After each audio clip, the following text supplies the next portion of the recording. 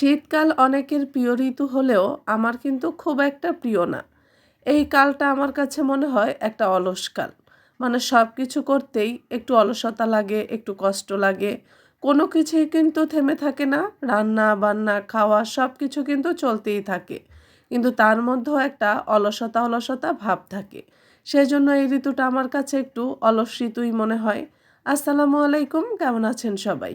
আশা করি আল্লাহ পাকের অশেষ রহমতে সবাই খুব ভালো আছেন। আলহামদুলিল্লাহ, আমরাও ভালো আছি। সকালে ঘুম থেকে উঠেই নাস্তা বানানো শুরু করে দিলাম, মানে অলসকালের হালকা নাস্তা। গরমকালে প্রতিদিন সকালবেলা রুটি পরোটা বানাতে ভালো লাগলেও শীতের দিনে রুটি পরোটা বানাতে আমার একদমই ভালো লাগে না। তারপরেও মাঝে মাঝে বানাই, কিন্তু মাঝে মাঝে মনে হয় যেন ভাত দিয়েই সকালের নাস্তাটা শেষ করে ফেলি। আর পাউরুটি থাকলে তো কথাই নেই, পাউরুটি দিয়েই সকালের নাস্তাটা করে ফেলি। যেমন আজকে সকালে আমি পাউরুটি দিয়েই নাস্তাটা বানালাম। এই নাস্তাটা আমার কাছে কিন্তু খুব ভালো লাগে। সকালের নাস্তাটা শেষ করে দুপুরে রান্নাতে চলে এলাম। শীতের দিনে রান্নাটাও আমি খুব অল্প স্বল্পই করি, মানে শুধুমাত্র একটু আলু সিম দিয়ে তেলাপিয়া মাছ দিয়ে রান্না করব। তাই মাছটা আগেই লবণ হলুদ মেখে রেখেছিলাম, সেটাই ভেজে নিচ্ছি।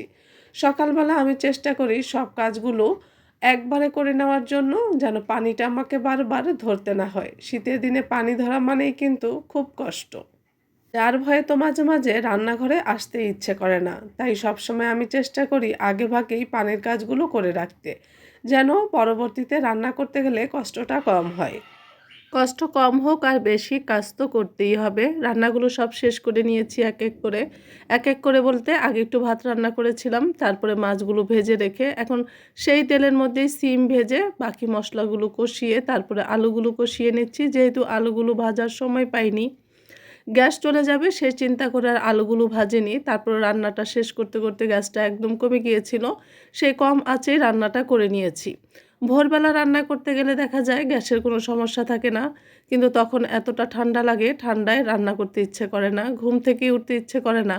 উঠে আবার রান্না বান্না করা তো অনেক দূরের কথা। আলহামদুলিল্লাহ রান্নাটা শেষ করতে পেরেছিলাম গ্যাসটা থাকতে থাকতেই। তারপরে রান্নাটা শেষ করে দুপুরে সব কাজ শেষ করে একটু জিরিয়ে নিয়েছিলাম। তারপরে আবার বিকেলে রান্নার জন্য চলে এসেছি।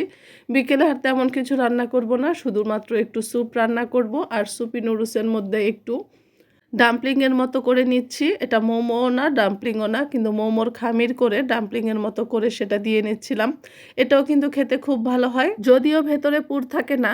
অল্প একটু বানিয়েছি তাই আর পুর দেইনি, যদি বেশি করে বানাতাম তাহলে পুর দিতাম। এতটুকু বানিয়েছি যেন আমাদের মা ছেলের হয়ে যায়। আর তো বিকেলবেলা খুব একটা বেশি সময়ও থাকে না যে পুর করব তারপর ডাম্পলিং করব, তাই ঝটপট এভাবেই করে নিয়েছি। যাই হোক, আজকের ভিডিওটি এই পর্যন্ত। সবাই ভালো থাকবেন। আল্লাহ হাফেজ। আসসালামু আলাইকুম।